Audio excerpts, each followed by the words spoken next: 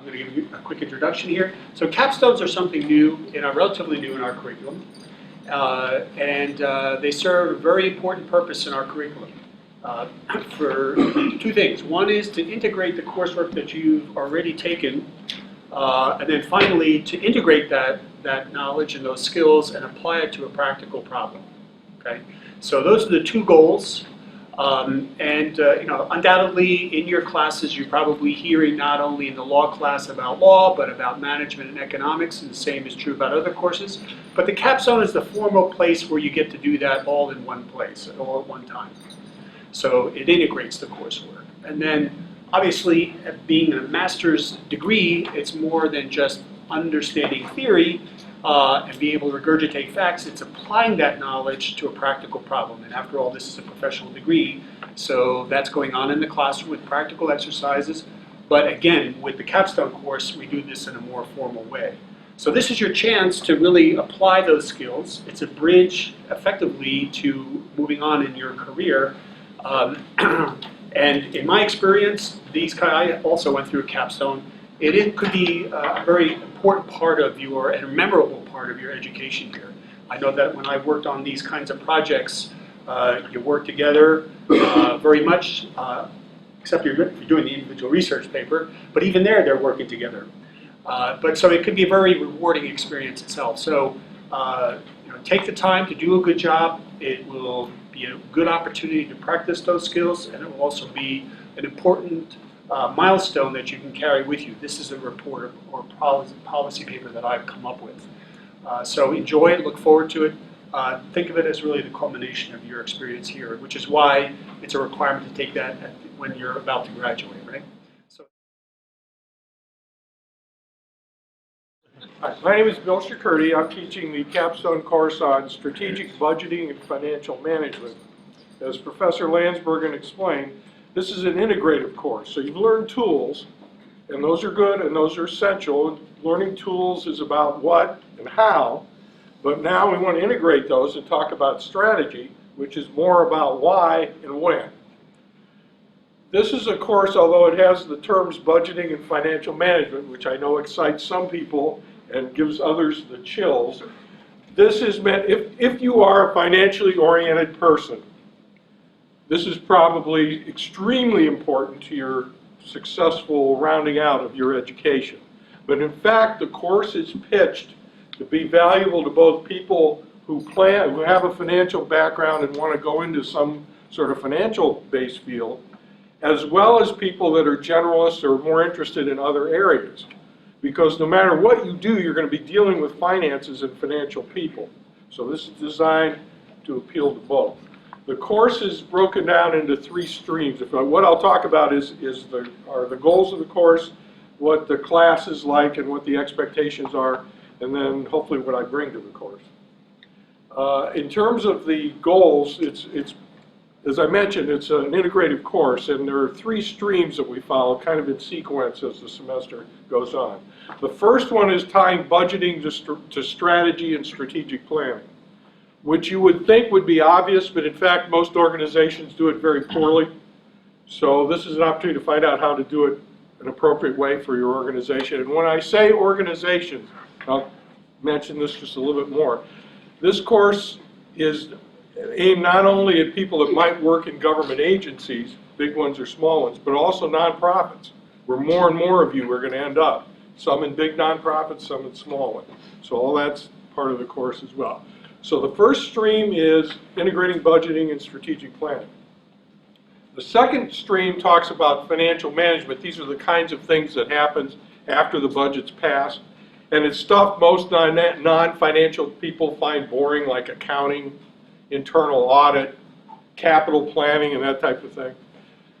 We don't go through all the specifics of that, but rather it's how you can turn those into something to either fear or be bored by. Instead of that, it's to something to leverage and advance your organization. And there's a section in there, a whole classroom session we spend on something called financial risk management. To the best of my knowledge, it's the only teaching of its kind.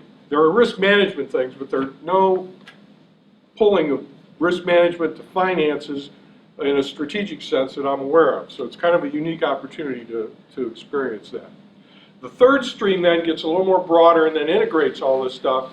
We talked some about the group projects, which I'll get to in a minute. There's also a session on how to communicate financial information to normal people, meaning non-financial people, that my students, both financial and non-financial, have found very helpful. So those are the three streams. Then in terms of how the course sessions work, it's generally divided in thirds. The first hour or so, we talk about the readings that include both textbooks, and I brought copies of the textbooks. If anybody's interested in those. One is Budgeting and Financial Management for Nonprofit Organizations. The other is Linking Mission to Money. So they're both paperbacks. They're not overly expensive as textbook goes. You'll find them very helpful. Students like them. They're written in English so you can understand them. But then we also pull a lot of stuff from today's news and talk about it. So that's usually the first hour. There's a discussion back and forth. And what's nice is these are smaller classes, so you have an opportunity to do that. Second part is usually a guest speaker that comes from a real world organization, a nonprofit, big ones, small ones, government, that type of thing, and talks about something specific related to what we've talked about, whether it's financial risk management, linking strategy to budget, or whatever. The third part of the course is designed to give me a chance to interact with you and with each other. So it's the part of the course where we're working on group projects. It's a chance for the groups to meet in class session. If it's that, it's time for me to meet with you and go over what you're working on and that kind of thing. So that's a more flexible section. Let me talk about the group projects because everybody asks about those. What happens in this course is really a hybrid. For the first part of the course, you have an individual assignment that's an analysis of a real-life agency along the lines of what it's doing to budget strategically. So you kind of do that on your own as an analyst, although we talk about it in class. That, in the end, that counts for your first midterm for the Capstone course, okay? Then the second part is you break into groups usually of 3, and you choose among the 3 of you in that group the one project that one of the 3 of you has done that seems to be the most promising for a group project. And the purpose of that group project is to develop a 5-year financial plan for that organization. And believe me, what I have found in my own experience is most organizations don't know how to do it and don't have one. So if you've gone through that and actually done one, you'll find out that it's an extremely valuable skill to have for both a financial person and a non-financial person.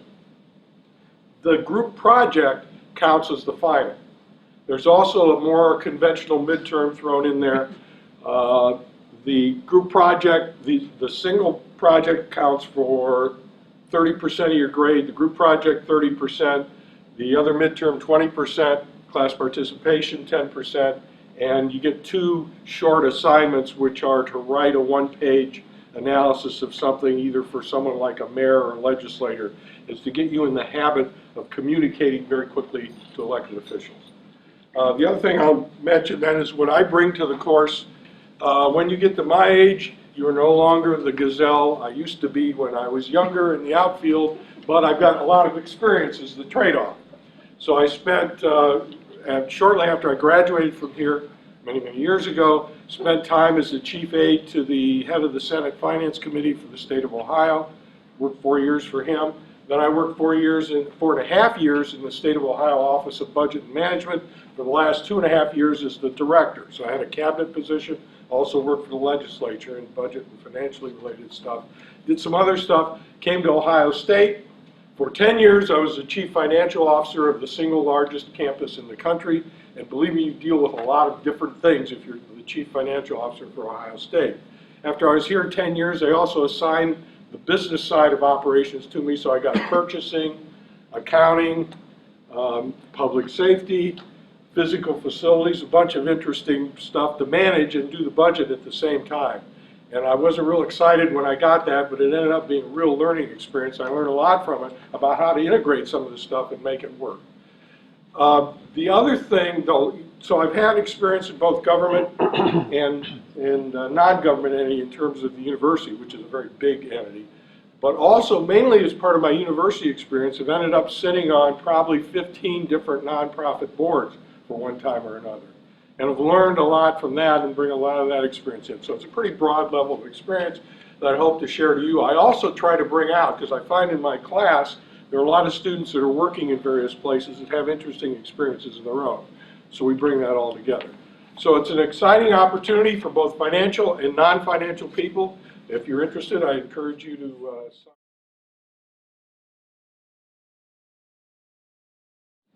Wow. Well, I've never taught the Capstone course here. I've taught it a different version than the one I'm going to offer you at a different university. So I've had responsibility for trying to integrate core courses before. This time I got the exciting topic of international issues. Now that could be almost anything. And I'm going to be flexible about that. But narrowing it down a bit and relying on my expertise and what I can bring as a resource for the course, I'm focusing in on having all of the projects for the course deal with some aspect of civil society in some geographic area of the world beyond the United States. Now that may mean that you have a client for your project, because this is a project-based course, that is based in the United States, but is working outside the U.S. or is considering doing some work outside the U.S. And so needs some help thinking through the answer to a question that they have. And it may be a policy question, it might be a managerial question, a governance question. I'm going to leave that up to you to sort of bring those range of ideas along with sort of my help in assisting you finding clients to the course.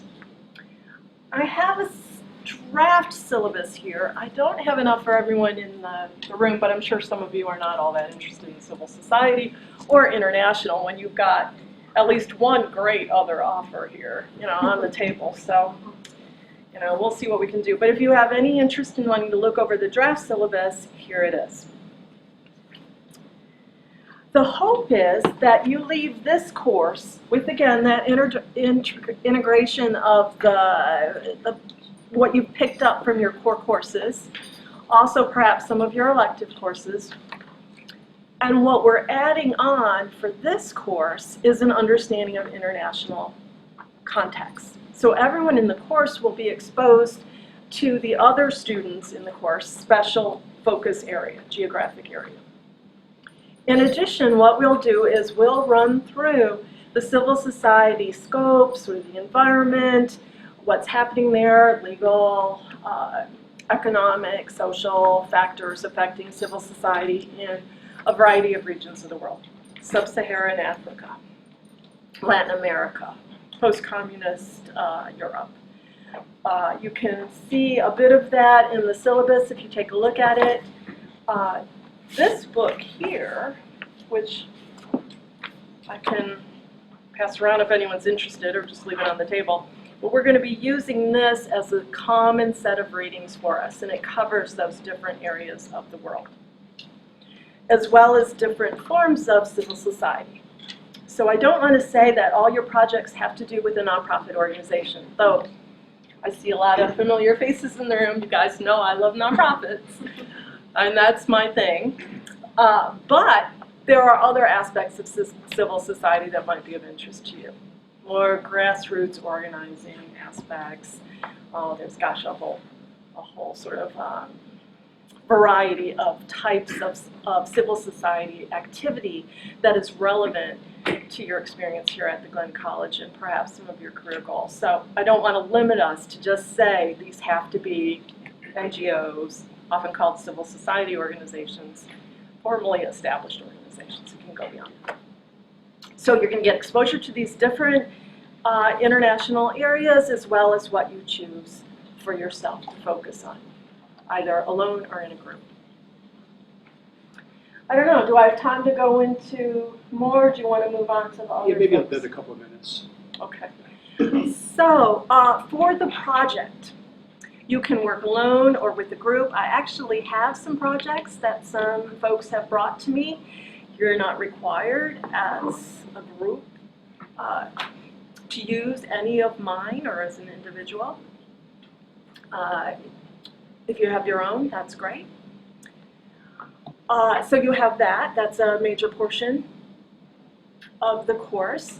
The other portion is researching one of those civil society areas, presenting that to the class along with resources for that, potentially involving a guest speaker drawn from that region with my help, if you need it, to find someone to come in and talk. We're going to spend class sessions with some of our shared readings, also in a workshop format to work on our own project and to give counsel advice to other projects. So by the end of the course, you'll not only be very, very familiar with your own project, but the other projects in the course. I think you can learn a lot from each other and help each other a lot. So this is very much going to be sort of a very collaborative, sort of evolving effort. That's how I envision it for the class. I think that's about all I'll say at this point. But if you're interested in international, civil society, think about mine. We could have fun.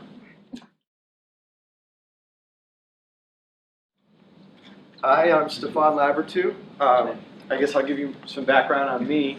I have a master's in education policy analysis and evaluation from Stanford. I have a PhD in political science from the University of Wisconsin, and I was an undergrad here at Ohio State. And I have a few years of professional experience working in state government in education here in Ohio, and I'll be teaching the education policy capstone. And I've left it fairly open because I want to tailor the content to your needs. And so what I'm hoping is that within the next couple weeks, I'll get emails from folks who are interested in education policy. They'll tell me the topics they're interested in pursuing, and actually I'm going to require that of everybody, that by November 15th or 20th, you email me and tell me what topics you're interested in so that we can get that straightened out before the semester begins.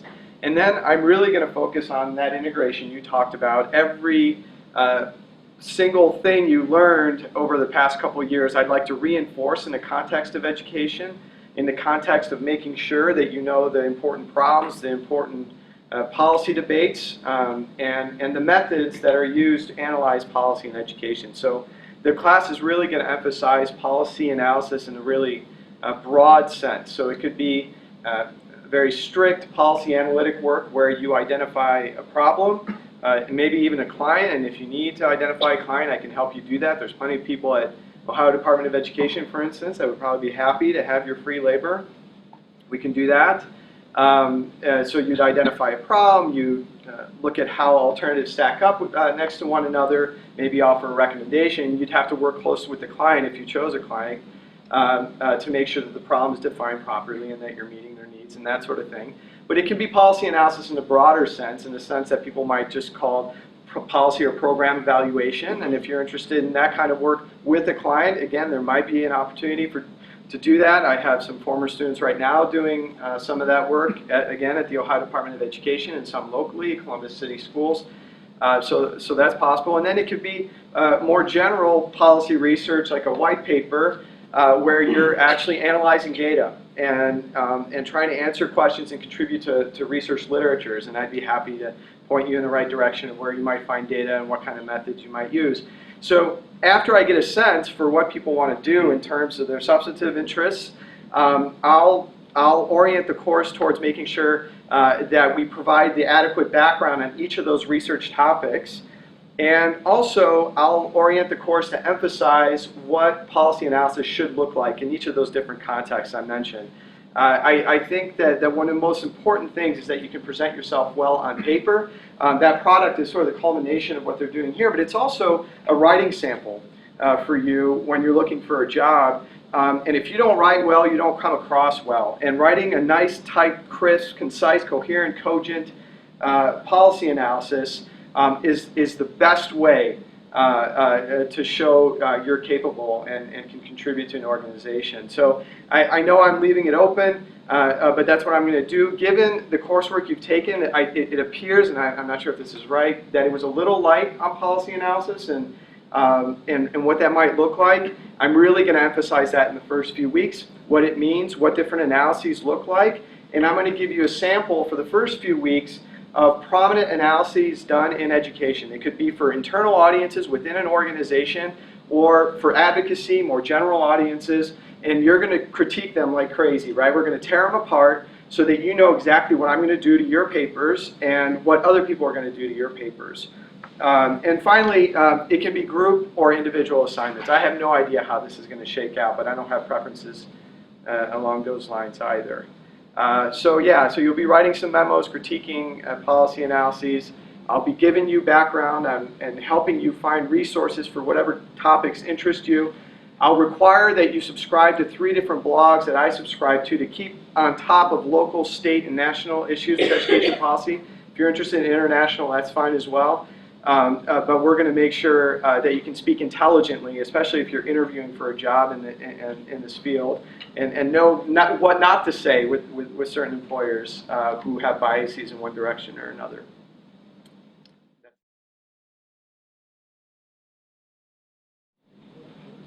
I have a PowerPoint, and it should have gone around. And one of the reasons I have a PowerPoint is this is partially back when we were smaller. I'll give you a little bit of the history of my class. So my class is a class where you write an individual paper. If you really want to write a research paper and you have a topic that you're really interested in, my class is the place to do this. For, I think forever, the MPA students in our program used to have to write what were called policy papers or policy management papers, and they wrote them with individual faculty members. And then eventually we changed that to a class where all the students took a class. And I think I was the first person to teach that class. So I had all of the MPA students in my class, and they all wrote an individual paper. And so part of this PowerPoint was I would go around to, at that time it was only 2 classes, and kind of explain what the process was. So I'll explain a little bit of process here in a second. And then we've opened it up to more topical classes, like you just heard. So let me tell you a little bit about my class. So my class, again, is the one, and I've already found a typo in here, and I'll have you fix that when we get to the page. It's kind of embarrassing. So teaching you how to write well and not have typos in your papers. So literally my lectures are about writing a paper. Exciting. But so they're brilliant lectures. But so again, it's the same objectives as the other capstones. Your deliverables will be paper sections. So your first deliverable will be writing an introduction and literature review, and you get multiple opportunities to write the different sections of a paper. Nobody, not one of us, writes a very good first draft of a paper. And so you write an individual paper, but I break you up into groups of people either using similar methodology or similar topic, and you give one another feedback on your drafts in your group. The paper you write is individual, but you get feedback from your classmates on a first draft. You get feedback on a second draft of the paper from me, and then by that time it's getting pretty good, and then that third draft is that section of your final paper. And then we talk about writing each section of the paper. We see examples of other papers. We decompose them. There's also, all of the classes have this midterm assessment, which is a third of your grade. In my case, it includes the introduction to literature review. It includes a discussion of the methods that you'll be using and some discussion of stakeholders and some of the policy alternatives that you're going to be considering in the final paper. All of the capstones have some sort of written component at the end. For mine, it's a major research paper, and not everybody is going to want to write major research papers in their lives. And then the other component that we all have is some sort of presentation of your results. Oh, great. So this is the slide I'm borrowing from before. So those of you interested in doing this version of the capstone, this is what you should be doing now. So you should be thinking about what topic you're interested in writing your paper on. And the reason for taking my class is probably you may have a topic already in mind. And it can be a topic you've been working on in other classes, if you've done a research design in your evaluation class, you weren't required to actually implement it. Here's an opportunity to actually implement it. So you should be thinking about your topic, you should be reading about your topic, you should be thinking about, are there data that I could use, whether it's quantitative data or qualitative data, and then you should be thinking about more narrowly, what questions in that broader topic really interest me. And so data are an important component of this. So just because it's an interesting question and interests you and interests me doesn't necessarily mean it's implementable. So that's one of the reasons we set this cap at 0. It's an opportunity for you to think about this, talk to me, and really talk about whether or not it's possible and feasible to write this paper. So if the answer is no, the suggestion is go back and kind of start over and think about, well, will this topic work? Maybe there are some other data that we can find to do this. If the answer is yes, then you're kind of really formulating the questions. That's a big part of the front part of the class is formulating those research questions and starting on the introduction and review of the paper. Just a little bit more in terms of logistics, as Professor Landsberg did mention, the initial enrollment cap is 0, so you have to get permission to enroll in this class. And so what that means is, to me, you need to send your proposed topic. You don't have to be that specific at this stage, but maybe some preliminary research questions that you're interested in, some specific data sources. It could be secondary data, it could be quantitative data, it could be qualitative data. I taught this over the summer. A number of students did their own surveys, did interviews. A lot of people are afraid of doing quantitative analysis. Qualitative analysis is a lot harder in gathering your own data. Believe me, it's a lot easier to grab some existing data set and just do some statistical analysis. And I'm here, that's part of the class, and we'll have a teaching assistant if the class is big enough to help you do that analysis. And then also a preliminary reading list, right? So some of the things that you've been reading that have led to your interest in this, and just email this to me and we can set up a time to talk. Those of you who love this idea of working on an individual paper but don't have a particular topic, I've been talking to a few people in the community who have topics who they would love to have a student help them on the topic. So it's really manageable within the time frame type of topics. And I'm going to highlight 3 of them here.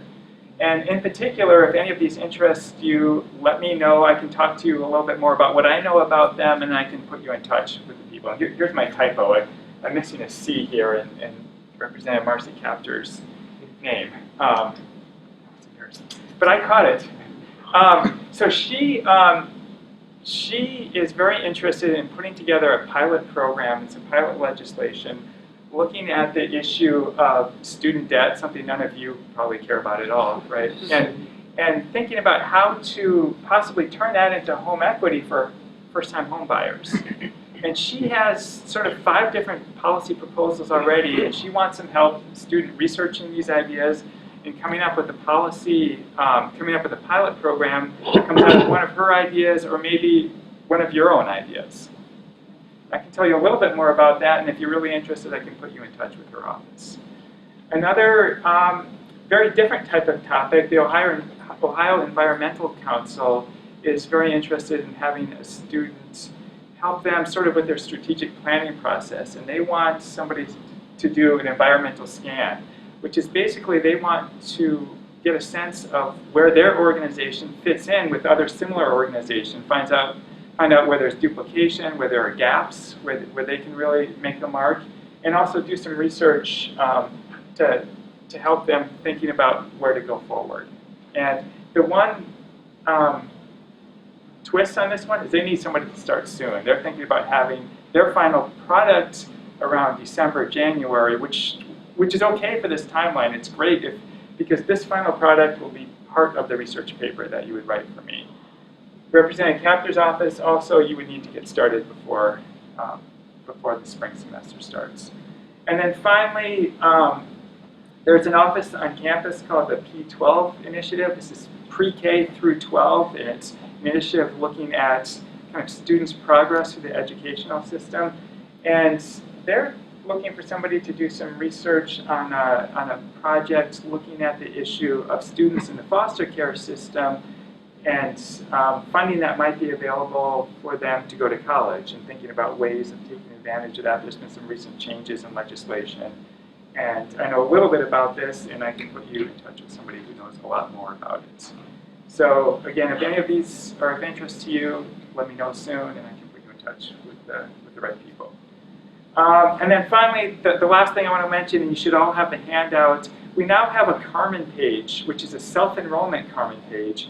So we've archived all of the previous capstone papers except for Professor Tschirhart's papers because they were working for private clients, and Professor Gerth's papers too, that were also management papers for private clients. So you can get a sense of what some of the previous papers looked like. And the way you enroll in this class, you actually need to enroll yourselves, is on Carmen at the very top left part of the Carmen page. There's a link to self-enrollment courses. So you click on that, click on join, look for the Glenn graduate capstones, and you'll see the papers organized by topical area and then by the instructor and the term the class is offered. And we also have a nice little spreadsheet that has topics, and I think we also have a list of the previous capstone policy paper award winners too, if you want to see examples of some of the papers that have won the award in the past.